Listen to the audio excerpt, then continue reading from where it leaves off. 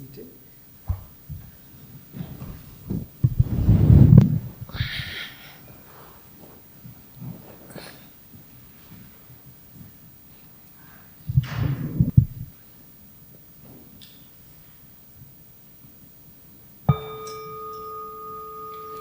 Okay, please find a comfortable posture.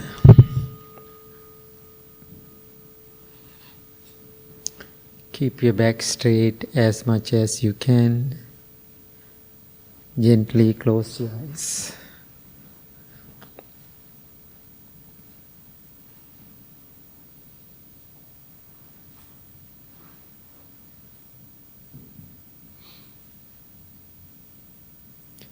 Take a few deep, long breaths.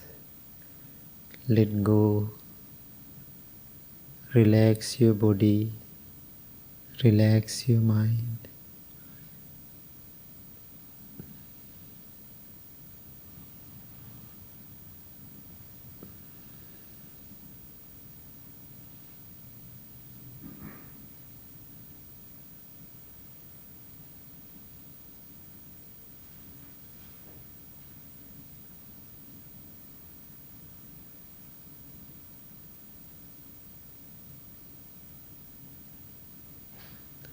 Now send your loving thoughts towards yourself. May I be well. May I be happy. May I be peaceful.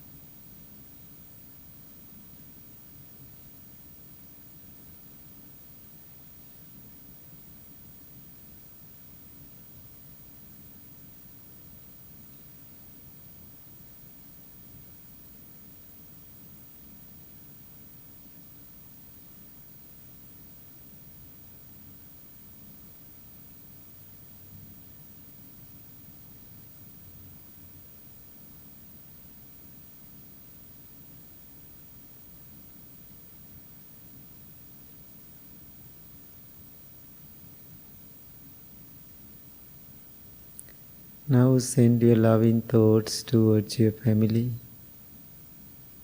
May all of my family members be well, be happy, be peaceful.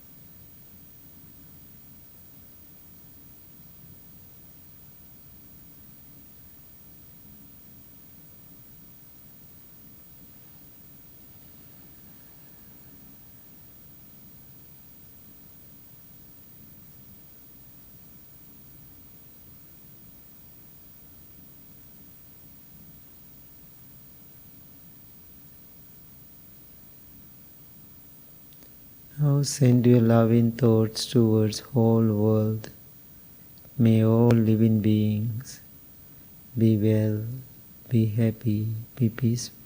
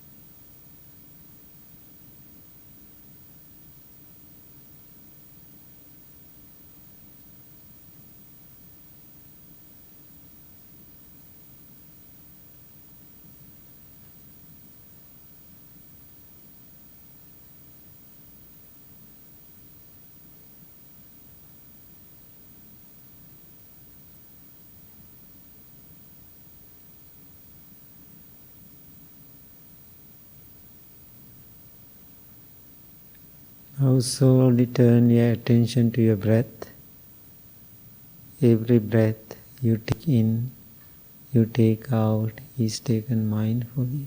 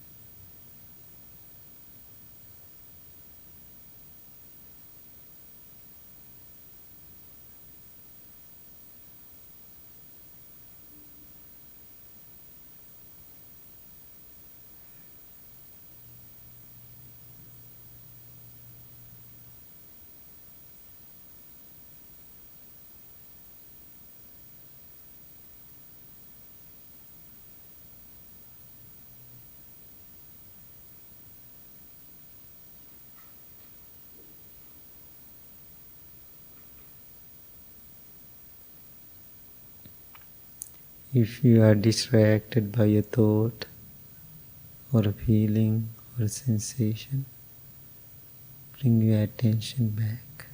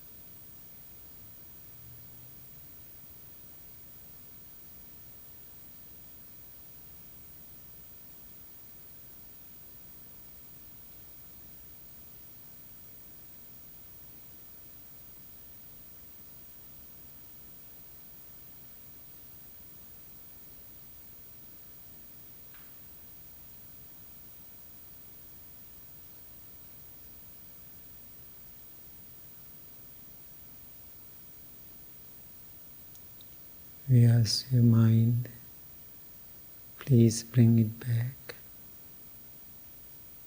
to the breath.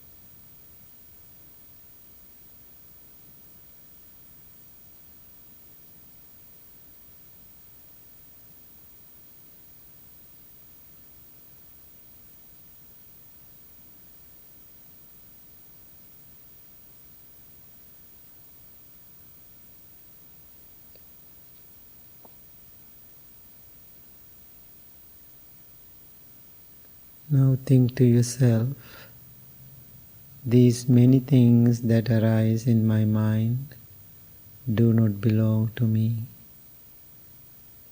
When I think that they are mine, to do as I wish, to cling to or to push away or to ignore, I generate enormous suffering in my life and in the life of others. May I continue to develop great regard, respect and kindness towards many contents of my mind and my body. Now bring your palms together close to your heart. Make a wish for yourself and also your family, your friends, your loved ones. This is a good time to do so.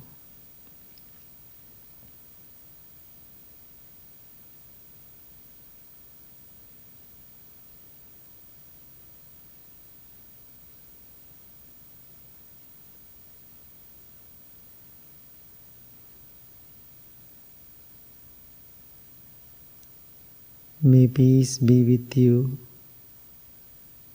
May you be well. May you be happy. May you be peaceful. Thank you very much. Please open your eyes. Okay, good morning everybody. Okay, so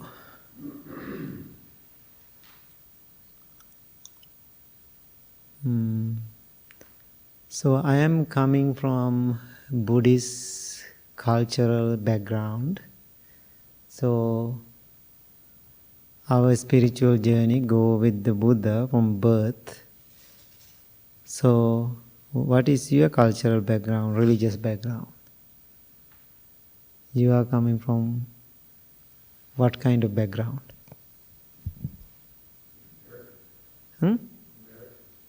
America?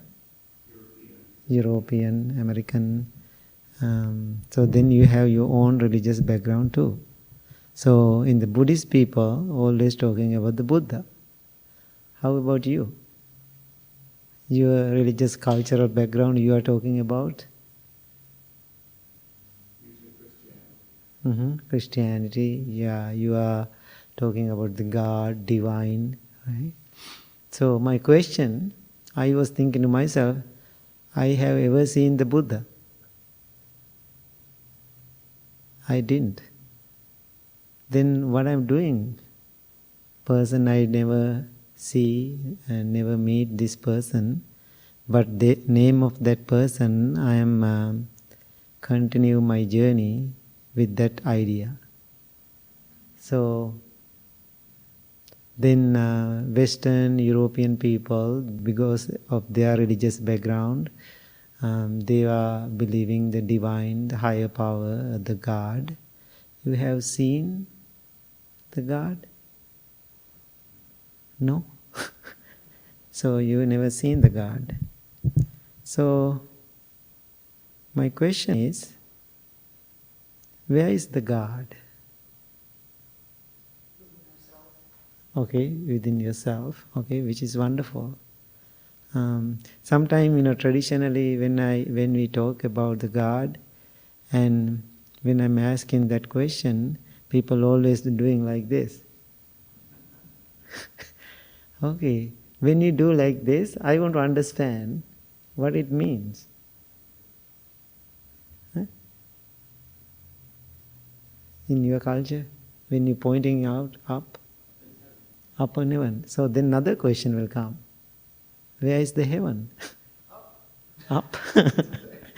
There. Where? There's a sky, I can see, blue sky and cloud sky. And so it's very interesting, right? Sometime. Now I was thinking to myself, when we're talking about the Buddha is not divine. We have a idea and thought and a clue. There was a man, his name was Siddhartha Gautama. He was a prince, he was born into a royal family, and he became a Buddha, and 2600 years ago he passed away. So there is a news. Based on that news information, we continue this journey now. Now 2600 years ago, Buddha left the world. But still we don't know. So, if you want to see the Buddha, now 2600 years ago, he passed away. Now we are talking of the Buddha and his teaching. If you want to see the Buddha, how we are going to see him?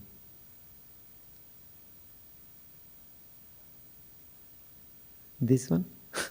This statue, big, gigantic statue, that is the Buddha. What do you think? Yeah, in your heart. Yeah, Buddha is in your heart. So once Buddha said, don't worry about those words. Appatimo, patima means statue. Right? So Buddha said, now we have a big statue here. So I know this teaching, so that's my background. Appatimo means you cannot see the Buddha in a statue. Then what the heck we are doing? Why we are keeping the Buddha, this statue? So this is exactly the Prince Siddhartha? I don't think so. This is not. So then again he said, you cannot put the Buddha into a statue. Through the statue you cannot see the Buddha. But as a symbol, however, artists, some ideas in our mind-made creation, so then we put this statue. Now think about, when I was in Japan a few years ago, I'm going again in April for a retreat. So when we went to a big, gigantic statue in Japan, it's called the Kamakura, the Buddha statue, right? That bronze, big, beautiful Buddha. So when I'm looking at this Buddha, I like it. Exactly look like a Japanese man. The face is round and look like a Japanese. When we go to China, Chinese Buddha statue, look like Chinese.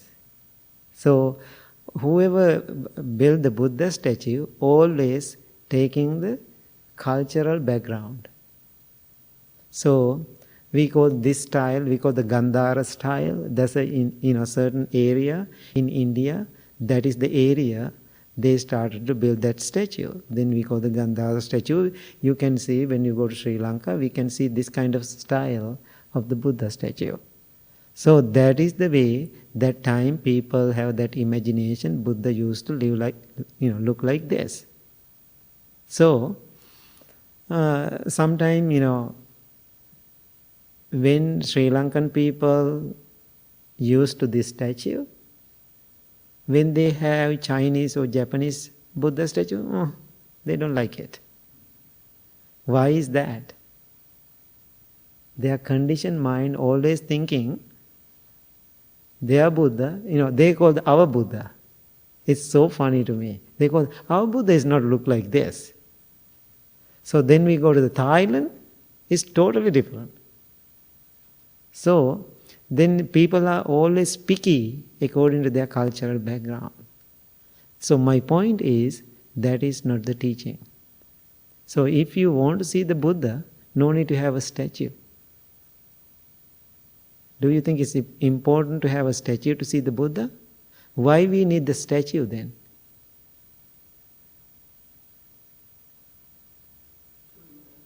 Remind us. Okay. What else? Inspiration. Yeah. So don't misunderstand, okay? Don't misunderstand. I'm trying to teach you something, too deep. When you keep the statue, that means our minds are what? Weak. In somehow, is getting the inspiration, I understand.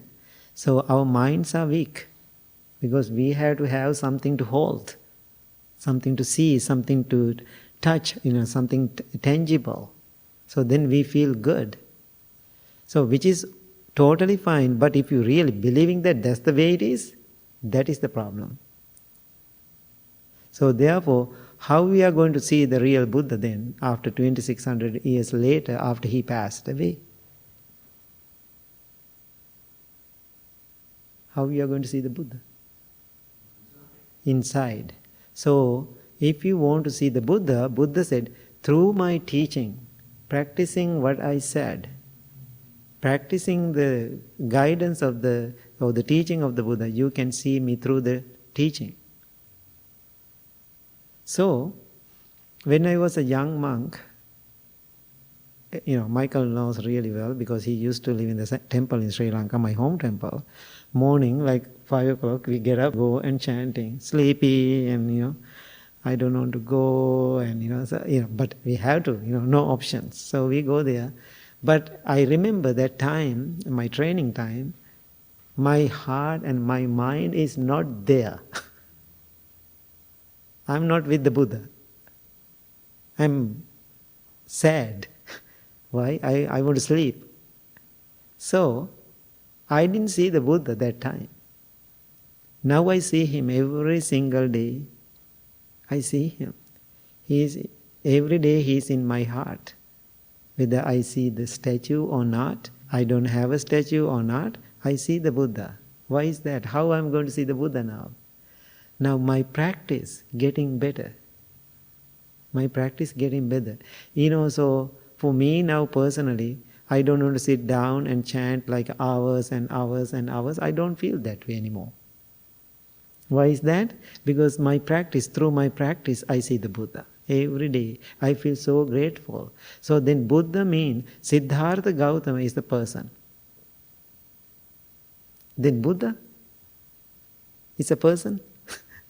Siddhartha Gautama is the person. Now after he attained the enlightenment, very rarely he used the word, my name is Siddhartha Gautama. He became a nameless. Then he said, I am the Buddha. Buddha is a person? Is he? No. He is not the person. Buddha is a quality. If you see as a quality, there's a totally different feeling. So then I was thinking, now think about the God concept. So sometimes people, children, especially children, when I go to the school, they always asking funny questions. So then they asking, where's the heaven? I'm always saying, I don't know. I never been there. Where is the hell? I don't know, but I know hell. I have been there actually. But I can explain to you what is the heaven too. Is sometimes children are so curious. They are asking, where is the heaven? So there's what you said, Ingrid, and so God is within you. Then where's the heaven? Heaven is inside you also. Within the mind. Yeah, exactly. Everything is a perception, everything is idea. So there's a beautiful story. There is a samurai warrior in Japan, and also there was a famous monk. This warrior, samurai warrior, he was thinking, I want to go and meet this famous monk and I want to learn from him. He's very famous, he's a good monk. And he go and bow to this monk and said, monk, I want to learn from you. First thing I want to ask you, where is the heaven? Where is the hell? That is the question I have today. Where is the heaven? Where is the hell? Then this kind, compassionate monk looking at him and he said, who you are? I am not ready to talk about heaven and hell. Get out. That's what monk said. He didn't respect this samurai warrior at all. Then he acted like very crazy and angry. He is not smiling, not happy. Get out. I don't want to teach you that. Then he said, no, I want to learn. What kind of person you are. You act like a samurai warrior. You are not. Look at you. He's really insulting this man. Then now he feels a little anger inside him because this monk is not really respecting to this man, his question. Then he keep asking. Then he said, no, I'm not ready to teach you. Get out from here. Then samurai warrior said, "You know, monk, you know who I am? I'm a samurai warrior." So then monk said, "Who cares? You are samurai warrior or not?" Then he said, "You can see my sword. Within a second I can cut you off." Then he said, "Look at your rusty sword, what you can do." He's really disrespecting even his sword. Now he's getting angry and angry. Then he said, "I'm going to kill you." He said, "You cannot do this for me." Now he's really insulting this samurai warrior. Finally, the samurai warrior, little by little, he got angry and almost grabbed his sword and jumped into the monk. Monk said, "Stop." He said, "Stop." Then monk said, "That is the hell." He said, "That is the hell." Then he dropped the sword and bowed down in front of the monk. And then monk said, "Stop. That is the heaven." It's so amazing, right? Heaven and hell you can create within a moment inside you. So therefore, Buddha is a quality. Siddhartha is a person. This makes sense? Buddha means, we call the Buddha quality in you. So that means I'm always reminding people there is a tiny little Buddha inside you. But you don't see it. Only thing you see, what? All the distracted, negative mind. So now when you are meditating, when you come to the Blue Lotus, or when you are going this inner journey, you get the opportunity to see this powerful Buddha nature within you. If you really want to see the God, if you really understand that concept, what Ingrid said, God is within you. You can see that. I can see, certain places in the Bible too. Jesus said, you can see the God within you, right? Yeah, exactly. So how powerful that teaching. So my point is, when we are looking for outside things, that means we are weak. We have weak mind. When we have weak mind, we need something to hold. Now think about, we have physical difficulties, we use a walker. So why we use a walker? We feel we are not balanced. We need something to hold. So that's we call the dependency. We always depend. So that's why religions will come to the world. We call the fear-based religions. Based on the fear, religion will come, believing system will come, different cultures, different rituals will come because our minds are weak. But most of people in the world, it doesn't matter, Buddhist people or European or Westerners, it doesn't matter, they all doing the same thing I call temporary solutions. So, when you have a headache, or pain or something, what is the quick thing you do? Take aspirin, Advil, ibuprofen, Tylenol, something, right? We are going. So it's very quickly. We take 2 pills and drink some water. Then 2-3 hours, no problem. So again, the problem. Did you read the box? When you read the Tylenol or aspirin box, it says temporary relief. Take it every 4 hours. That means problems keep coming. Most of the time, our mental issues and all the time we are doing temporary solutions. So what Buddha said, what I am trying to teach you is a long process. It's a depend on the person. Some people figuring out like this. Some people take time. But this is the permanent fix. I am giving you not temporary solution. I am giving you a permanent fix. But that permanent fix, based on the person and the personality, is take time. Does make sense? So questions? Any questions? Now you ask yourself, can I live myself without the Buddha statue? I am not asking you to go home and throw the Buddha statue out. That's not what I'm asking, right? And take the Jesus, picture or whatever out. That's not what I'm asking. So I'm asking, can you live without those things? Yeah. Ask yourself in your practice, I am totally fine with those things now. Why? I think I can go in that direction we call the inward journey.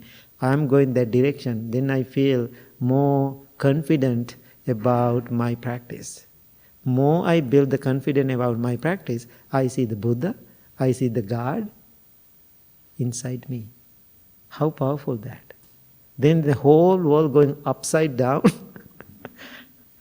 Person who understands that doesn't matter. Why? You can see powerful Buddha nature or divine nature in you. Anything? Any thought? Any questions? Comment?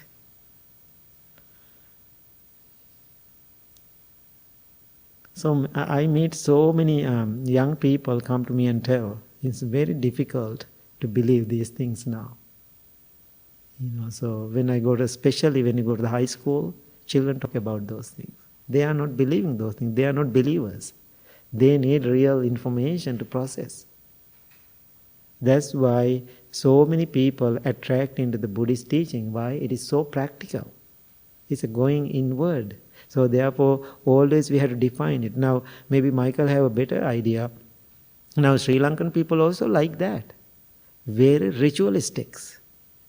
That's why I started the Lotus temple like this, less rituals here. But if you go to a Sri Lankan temple or Vietnamese temple, hours they are chanting. Hours. It's so boring. So boring. So if you don't have time to do something, sit down chanting. I call the lullaby. Feels so good. So we are not doing much here. So what we are doing here, less ritual. But once in a while, just for fun, we are doing little rituals. But I'm not really encouraging it. If you want to have it, that's totally fine. It is fun and entertaining, those rituals, colorful. But the practice is not colorful. Why is that?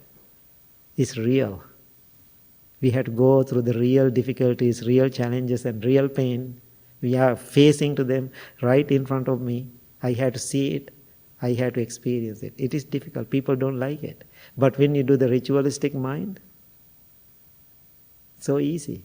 Now, Michael, you remember, right? When we do in our temple, in the home temple, like big event or little big offering or puja, hundreds of thousands of people are there. But if we are doing a meditation retreat, 10 people, 12 people, very few. Why? Meditation they don't want to do. Why? They really see who they are. Why? It is dark, negative, emotions and all those things. They see those things. Why? People are not ready to deal with realities. So same thing here. Why people get into alcohol? Why people are smoking? Why people are going to those addictions, substance? They don't want to see the realities. Why people are taking lots of pain medication? They don't want to face to it. It's very interesting. So today, this morning, I went to the dentist. My appointment was 7 o'clock. And then they want to do something. They said they are going to local anesthesia and little injection. Then I asked first, can you do without it? So let me handle it. So then they try it. It's too difficult, too tense. So then they did it. I feel numb. I feel funny this side. So first we had to try without it. So then you can test yourself. Does it make sense? Yeah.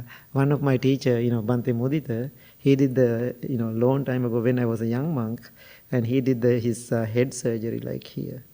Right? There's a little surgery. I can remember, they did very raw. He said, don't do any medication. I want to do it without anesthesia. Actually, he did really well, his character. And so he did without any pain medication. They cut it and they stitch it, and that's how they did it for him. So different mindset. I'm not there yet, right? And I'm not there yet. But some people can do it because they are using their mind powers. Yeah. So my point, my message is today, make yourself, your inner self strong. More you get into your practice, you can see the Buddha. Otherwise, you never see the Buddha. Okay? So through the practice, through your own practice, you can experience who is the Buddha. That experience never shake after that. Buddha is here or there or dead, it doesn't matter. Why? You saw through your own practice. Then we call that mind is unshakable mind. Nobody cannot shake that mind after that. Okay? I hope everybody learned something. Thank you so much, everybody.